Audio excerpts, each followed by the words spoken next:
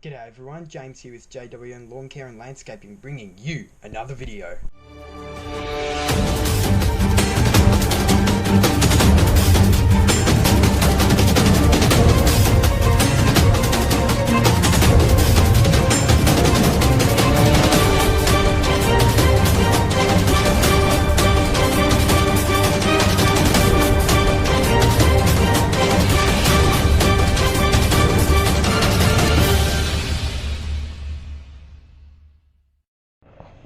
What's going on, YouTube?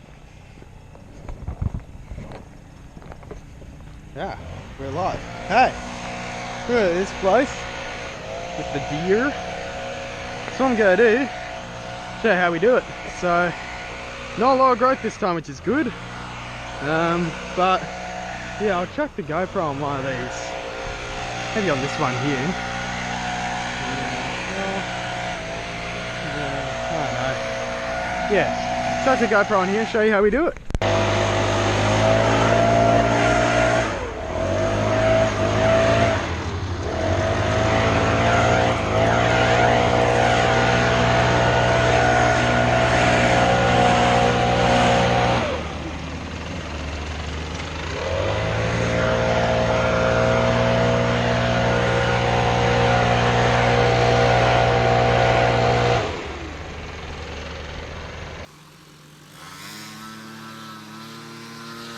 Alright everyone, hello and welcome to this video for today. So, I don't think I've actually showed you guys this property before. In fact, no, I haven't. This is a new one. This is the third cut for this property that we've done. So I first cut this property when I was demoing the Hustler Super Z. That was the first cut we did with it, and I filmed that, well, most of it. But the camera ran out of battery, unfortunately, and that was pretty annoying because that was the first job of the day. But it didn't really matter much anyhow because we got rained out by the end of it too, which was pretty annoying. But it was quite interesting because this front section that you can see there in the bottom, it looks like it's alright, but it's actually quite steep once you get past this first kind of probably 50-75 meters in the front there. You know, it gets really steep up that hill. It doesn't look it in the video, but if you look from the side, it is quite a gradient. If you look from the top of the hill as well, some of you will have seen some of my photos on social media. It is quite steep, so obviously that's a bit of a consideration for what machine I'm going to use on a place like this. This property is 1.5 acres, so it's pretty small, but yeah, that slope does make things a bit of a challenge, and it's a good one. So this is the third cut, and it's been mowed every 2 weeks when we've been taking care of it. So yeah, so we mowed this first 4 weeks ago, and then 2 weeks ago we mowed it again, and then another 2 weeks and we're mowing it again, and I suspect we may give it another cut in 2 weeks time, but then from then onwards it'll probably move out to 4 weekly, because I have another property nearby which is every 2 weeks. It's another vacant block. You've seen that one a couple of times before. I think just a small house block that's vacant, and I mowed that just after I mowed this as well, as it was getting dark. But so yeah, this is the second time I've mowed this property with the John Deere. This is actually the first job that I ever did with the John Deere F1145. We picked it up from the people we bought it off and then took it straight to this job. So it was probably, at the time, it was pretty long and thick, but you know, it got through it pretty easily. And that is something I really do love with this rear discharge deck. The cut isn't the greatest. You can probably hear Dad revving the hell out of the trimmer in the background there. This is sped up 2 times, by the way, just to make it a little bit shorter in terms of the length of the video. But it is all, you know, real footage. Otherwise, I haven't edited any bits out. Yeah, for properties like this, a rear discharge machine is basically, it's perfect because, you know, it processes the grass really well, and we don't have to worry about where it's going and that sort of thing. So it does really well for that. For long grass, I find the rear discharge, it's been really good because it means I don't make a whole pile of mess, and it also means I don't have to worry about where my clippings are going. So, you know, often if we're doing overgrown properties in residential areas, I've found with both my Victa and especially when I trialled things like the Spartan and the Hustler Super Z, if you're not careful, you can end up blowing grass up and over the fences because they've just got so much power in them. So to combat that, obviously a rear discharge machine is quite good because it just leaves the grass where it is. Now, obviously, it's not something you want to do if you've got really kind of high-end properties. I wouldn't put this on a you know, kind of higher-end customer's property because it's not a machine built for that. This is a pretty beaten-up machine, and it's kind of my slash machine. So, for any jobs where it just needs to be long grass made short, I put it on those jobs. But for all the other ones, I'll be using the zero turns because it's it doesn't give the cleanest cut. You know, there's a few little stragglers here and there, and obviously it clumps up a bit, but for this sort of place, they're not worried about that. They're just worried about keeping the grass short. I'm not sure what height this is set at because there are no actual height, like there's no diagram showing me what height I set it at, but all I knew was because the people I bought this off are at a soccer club, so it was actually the soccer club's machine that they've used to mow their ovals and stuff. They had it really short because you know, they're mowing ovals obviously, so they want to keep it nice and the grass low, but that's not what I want, because yeah, if I tried cutting this property on the height setting they had it at, it would just stall out. So I've set it to one of the higher settings, which is good because it is quite a bit of fiddling around, I've found, to change the height on this machine. It can be a bit of a pain because you have the rear arms with your pins that you have to set in the different holes, and then you've also got to change the front too, so it can be a bit of a process. I do much prefer just the pin height system I've got on my zero turns. It's a lot easier. So I actually haven't, apart from the first time when I bought the machine, I haven't touched the height at all. I've just kind of set it at that height, and it seems to do pretty good for most of my properties. Some of them it seems to cut probably a little bit shorter than I'd normally cut, and others a little bit longer. But overall, I'm pretty happy with it because it means I don't have to be constantly changing heights, because it is pretty tedious. So I want to avoid that. But as you can see, it is, if you listen, the engine's not really stalling out much. And when I put the Super Z into this, I mean, granted it was very, very long compared to this. Like, it was probably 6 to 8 or 9 times as long as it is in this video when we first cut it. So, you know, if you've seen those photos online, like the grass that I was cutting in a number of areas, particularly on the right hand side there and down the front, it was as high as the machine. So obviously that was going to be really tough, but that's where I've made a bit of a decision that the 27 horsepower machines, whether it's Hustler, Bushranger or any other brand, isn't going to be suitable for me, because that lower horsepower combined with a large deck like a 60-inch and a bit of growth and a slope, it just doesn't work. That machine was really struggling. It still powered through, it still got the job done, but it took us 4 hours, and that was way too long. Now again, we did get absolutely drenched whilst mowing this property as we were about to finish, so that did drag things out a bit, but it was also just because it simply didn't have the power to slash through some of that long thick grass, particularly down the bottom here. We'd had a lot of rain, and this bottom section was just, you know, it was waterlogged and it was very thick, so the machine was really struggling. You know, I think I stalled it out a few times because it was so long and thick, the deck couldn't handle it. So that is a good part of a rear discharge machine, because the grass has a lot less places to go. Like, it doesn't have to travel through the deck. So if your left hand blade, your furthest left hand blade, doesn't have to get grass clippings through the middle blade and then the right hand blade, to then get it out of the deck. It just cuts and it basically goes straight backwards and out. So it's a lot more efficient, and that's why the councils use them a lot, because they are so much more efficient at processing long grass. And you can see that in this video, you know, it's hardly missing a beat. And I do believe this is a 28 horsepower Yanmar diesel, so it's not even a terribly high horsepower engine.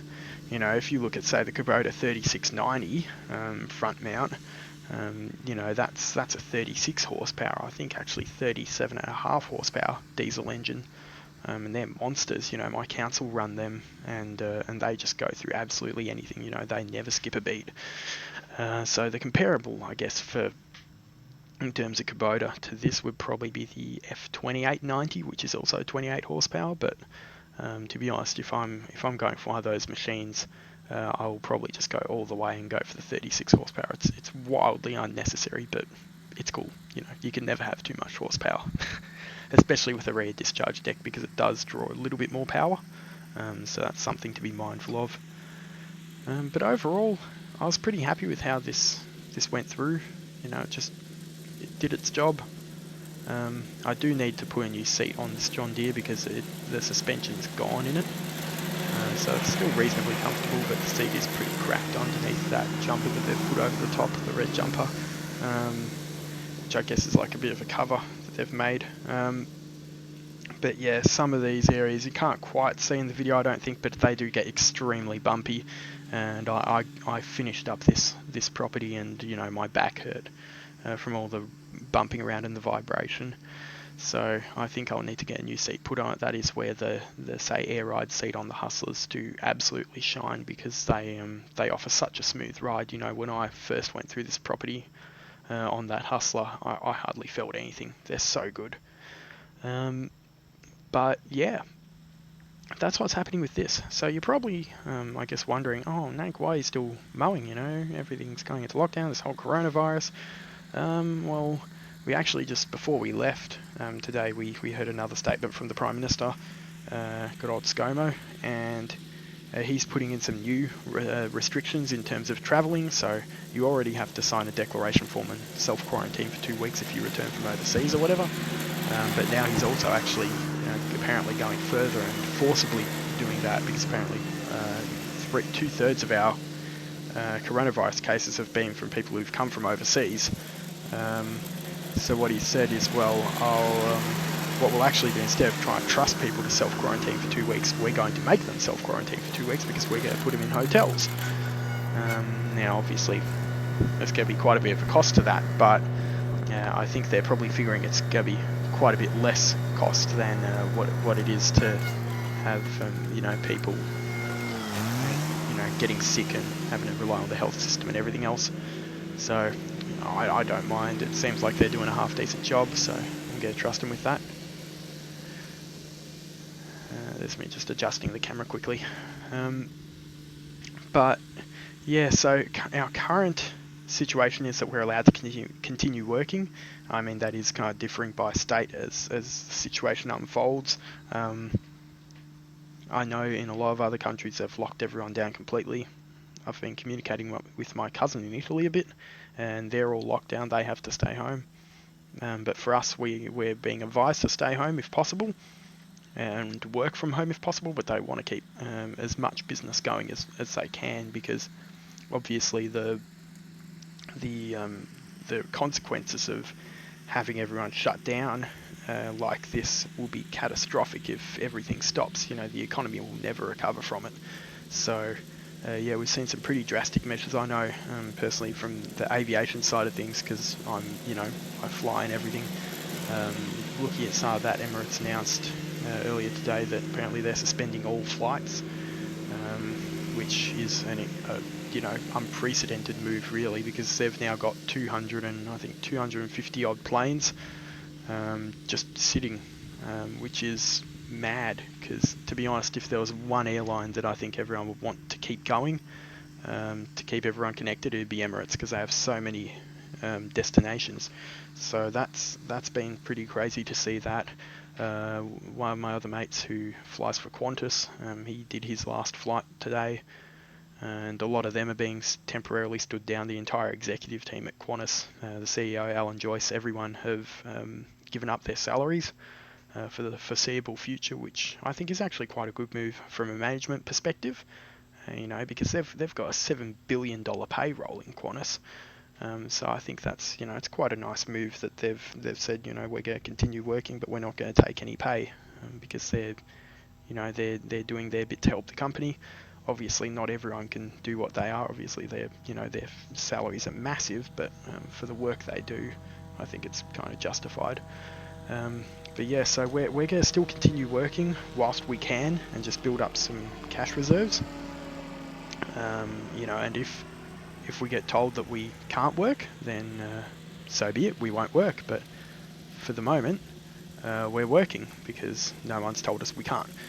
And that's kind of necessary, because if we stop working and we just leave all the grass, we're still getting quite a bit of rain. I don't think I'll ever actually be able to get caught back up on some of our properties because they just grow so quickly. If we let them get away, there's no getting them back. So I figure whilst we still can, we keep on top of them. I'm not terribly worried because all of our customers are very understanding. We hardly see anyone these days. Like I've never actually met the customer for this property in person before. I've never seen them. I've only spoken to them on the phone and over text.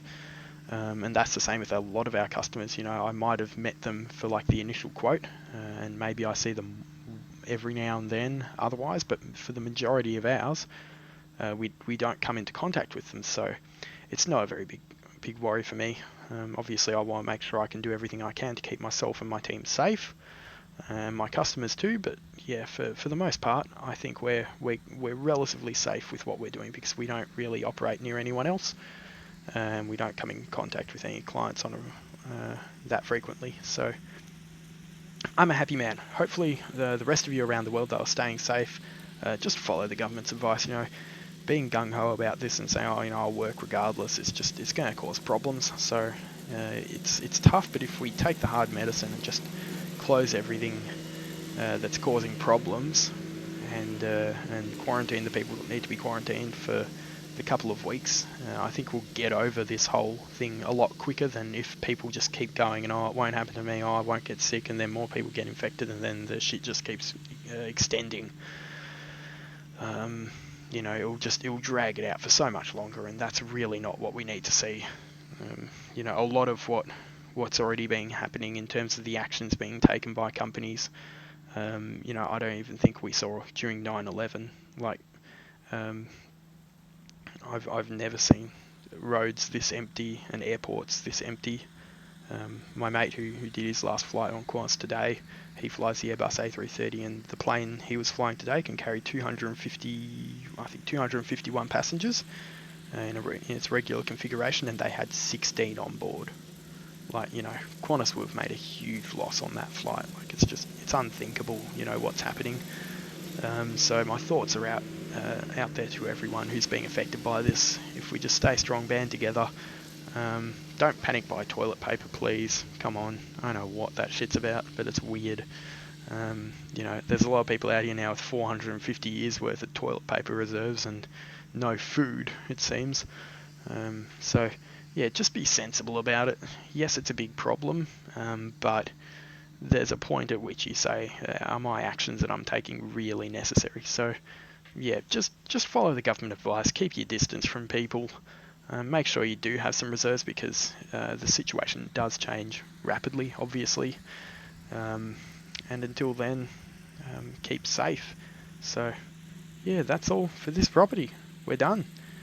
So we'll probably be back in a couple more weeks, and hopefully it'll get easier and easier as it goes on. And then we'll probably push it out to every 4 weeks. But hope you enjoyed the video. That's all from me now. Don't die.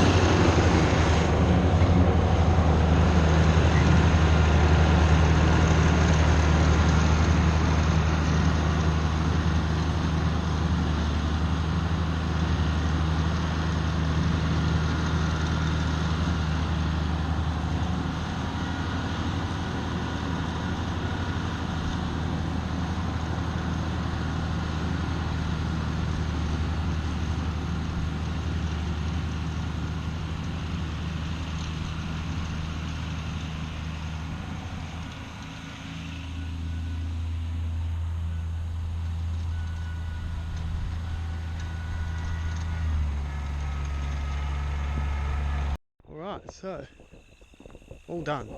Nice and quick. It's not the best finish, but it's a rare discharge machine, right? But you would have noticed it goes through that pretty well. Like it wasn't really bogging down much, which is a really good thing. You know, I ran the bugger out of fuel again, and this is what drives me mental about number one, not being able to see into the tanks because of where the roll bar is, right in front of the thing, so you can't look down into the tank. And number two, the fuel gauge doesn't bloody work. Like, come on. So that's one of the things I'll need to fix, obviously, because yeah, it's not good to run diesels out of fuel, and it was a bit of bother to get it going again, but you know, like, that's a good enough cut. I'm not trying to worry about striping or anything, but it works. The thing I do have to worry about though is the size of it. So this is I think a 14x6 trailer. You only go about that at the end, so it's quite a large machine. And you can see you don't have tons of space on either side either. You might have 1.5 foot extra, you know, like that, not even. So yeah, it's done alright, I reckon. That's just a little bit of action for you with this machine. See you in the next one.